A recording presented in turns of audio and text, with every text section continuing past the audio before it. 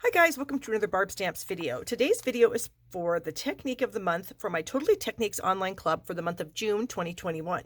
This month we are going to be doing emerging color. So stay tuned and I'll show you how to do that. A little bit about my Totally Techniques online club. You must let me know that you want to be a part of it, number one.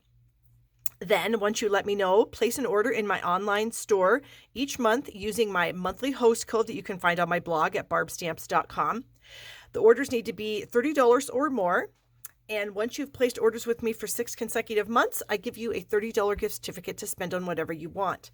Now, each month that you do place your order, you will get your Totally Technique card and instruction card in the mail. This was the technique for the month of May. You'll get these in the mail from me every month that you are in the club. So our technique for this month, like I said, is called Emerging Color, and this is what my gals will be receiving in the mail from me here very soon. The actual greeting card with the technique, and then the instruction card with the sample of the technique on the back. I was a pretty busy little beaver last night. I got about half of the cards done, and I will be working on the other half as soon as I'm done with this video. So let me get the supplies for the card and we will get started. All right, here are my cardstock pieces. I have a 3 1/4 by 4 1/2 inch layer of white. I have a 3 1/2 by 4 3/4 inch piece of basic gray. I've got a Bermuda Bay card base, 5 1/2 by 8 1/2. I've got a scrap of white and a scrap of smoky slate. So the first thing we're going to do is we're going to do a little bit of stamping on our main layer. So you want to find some bold images to do this. For today's card, I'm going to be using our watercolor shapes. This is the perfect stamp to use, or stamp set to use, excuse me, because it's got just bold images, and that's what we need for the first part of this technique. However, I did go through my stamps and pull some out that you might not think would work, but I think that they will. You can see we've got a nice bold image in our Sweet as a Peach set. We've got these 3 bold floral images in the Art in Bloom. The Sweet Ice Cream has some nice bold images. The Love of Leaves has some really nice bold images. These would look amazing with this technique. I may have to try this out with some fallish colors. This little blob here in the Painted Poppy set, this is actually the image that I used to do the yellow stamping on my technique sample. There is also some little bold images in the Dress to Impress. So just kind of look at your stamp sets, see what you might have that will work, and then grab something. So like I said, I'm going to use the watercolor shape. So I've got a couple of the circles. I've got the large and the small. And I'm going to use some Pool Party ink to start out with. And I'm just going to ink up my stamps, and then I'm just going to stamp them kind of randomly on my layer of white. There we go. And then I'm going to kind of use this one as the filler image. Get a little color here and there surrounding that. So that's it for that step. Step 2 is to find some more bold images, but maybe some bold images that have some a little bit more detail to them than just, you know, a splotch. So I decided to go with this butterfly image. And this is our large Butterfly Brilliance kind of background stamp, and I thought it would work really well. We've got lots of floral images. We have a strawberry. We've got that peach again, the party puffins. There's just so many stamp sets that you could use. I think that would be great for this part. So in this part of the technique, you need some Versamark ink and some clear embossing powder. And this is just a tray that I've had for, gosh, a very long time, probably 15 years. So you're going to ink up your stamp using Versamark. And when I do Versamark inking, I have a theory about Versamark. When I add the Versamark, I continue adding Versamark until I think I have enough ink on my stamp, and then I add some more. I honestly don't think you can have too much Versamark on any stamp when you're doing heat embossing. So we will do that.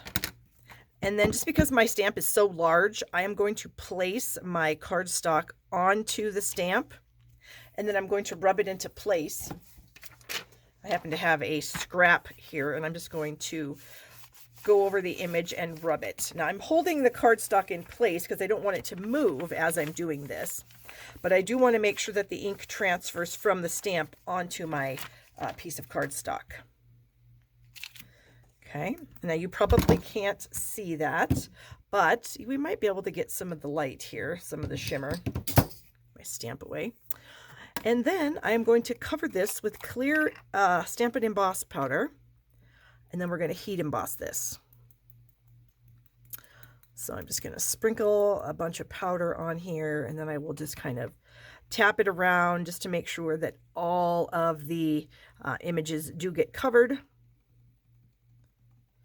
And then of course my tray is catching all of the excess that I have, and I'm being very careful where I put my fingers to do my flicking, as I don't want to have any of the powder come off. You can sort of see where you have the powder and where there might not be as much. And you can easily go back in and, you know, make sure that you've got the good coverage that you need just by tapping that around. So we'll just make sure that we have it all covered. All right, so let me get my heat tool and we will get this heated up. All right, so here's my heat tool. So I've got my powder out of the way so I don't blow it all over the place. I'm holding onto my cardstock in a spot where there isn't any ink, and now I'm going to heat set this. So I'm going to go ahead and speed up the video so that you don't have to watch this whole process.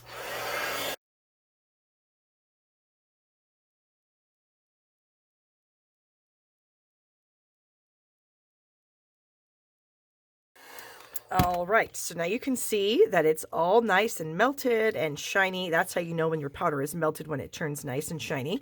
So now I'm going to put my heat tool and my Versamark away. All right, so now we are ready for the next step. So I guess this would be step 3.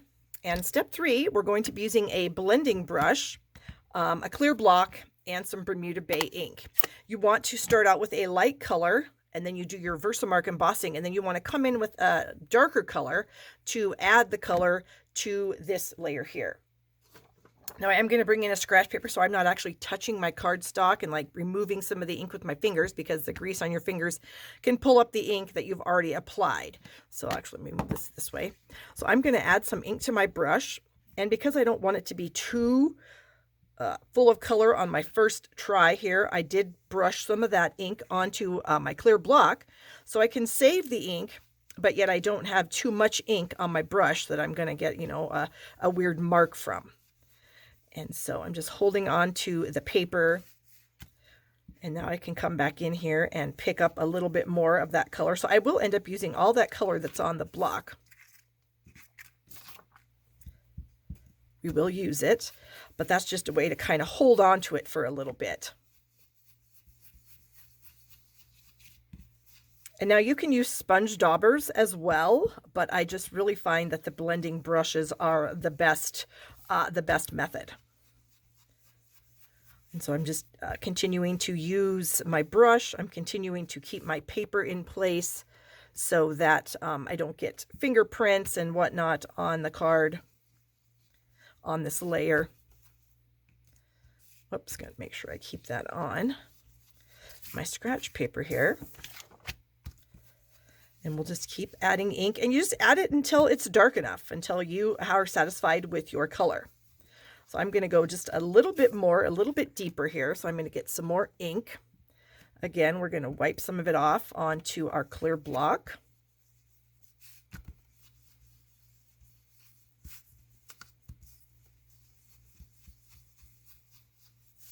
You can see you just kind of keep turning it around and using the pressure from the paper to hold it in place.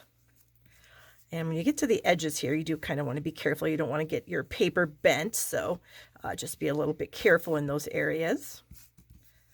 All right, I think this is looking fantastic, so I am going to call it good.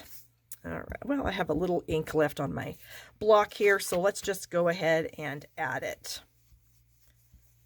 And so you can see wherever I don't have the Versamark, the color is looking very nice.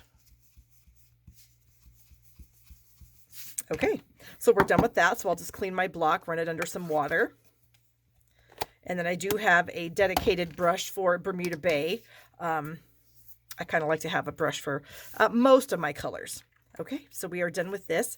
The next step that we need to do is to add another color of ink. So I'm going to bring in some smoky slate.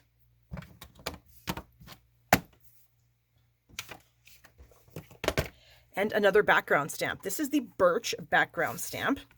And so since I'm using my clear block for my butterflies, I'm just going to leave this in the case because my piece of paper is small enough that I can get the ink in here without making a mess. So I've got the ink in there. I'm going to lay my piece of cardstock on to this. And then again, I will bring in my scratch paper to kind of help me hold my cardstock into place while I press and rub, transferring that ink onto this layer. Okay.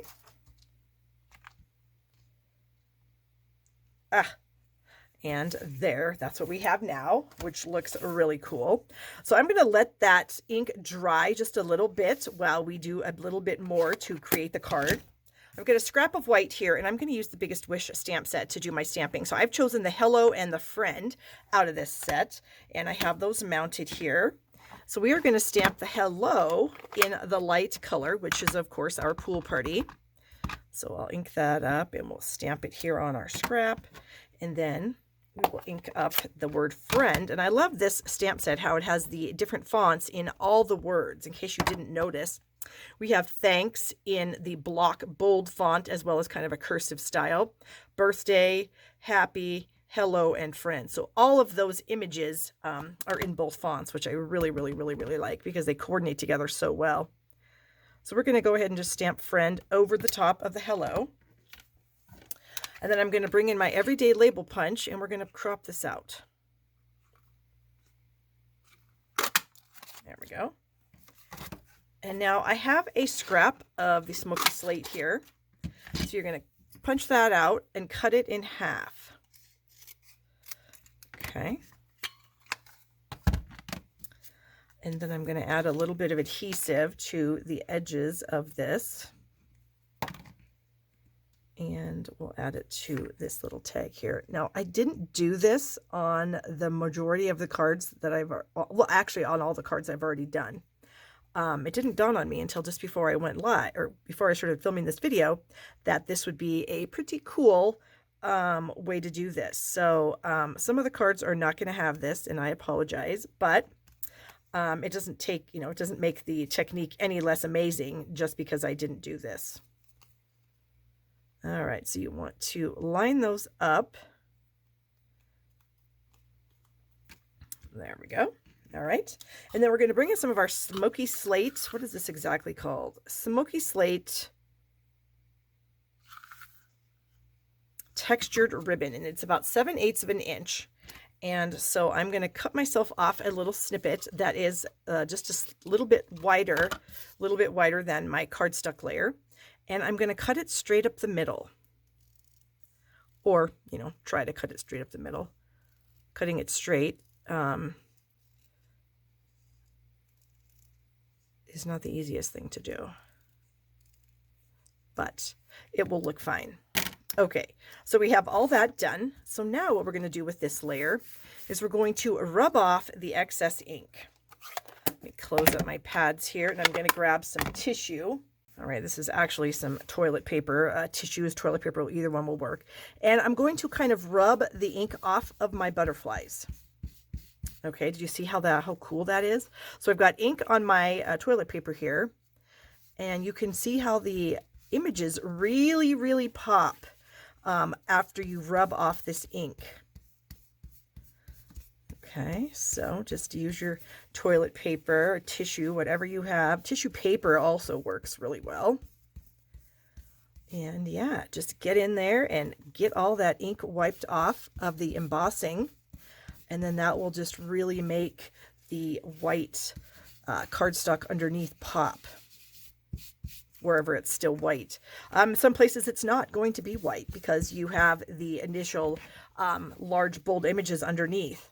So that's what makes it kind of cool, is some spots are white and then some spots take on that color that you initially stamped in the very first place.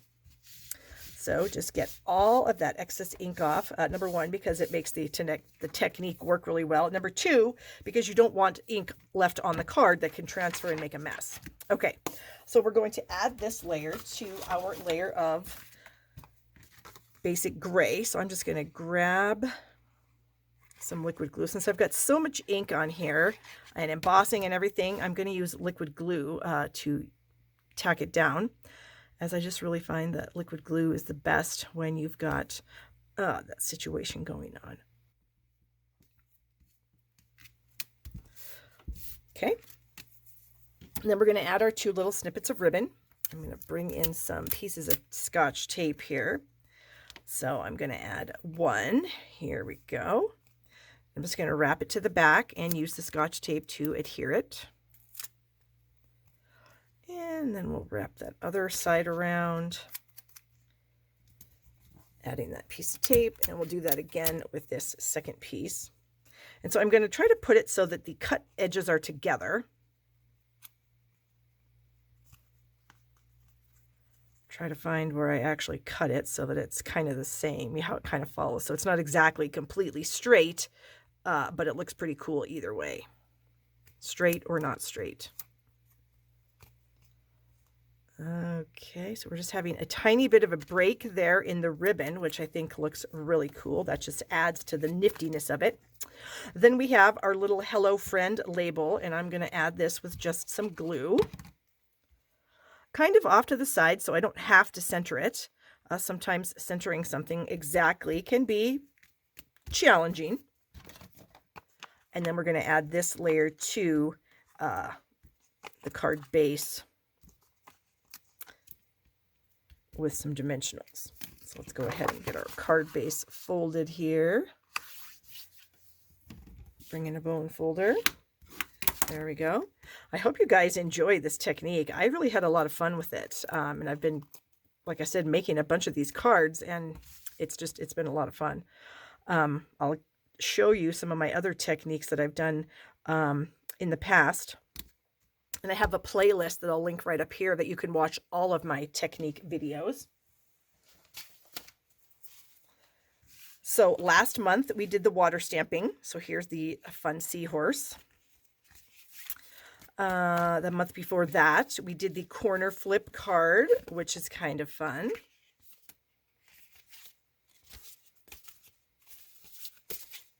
We've done the chalkboard with color technique, which was one of my favorites, actually. I love this technique. So cool.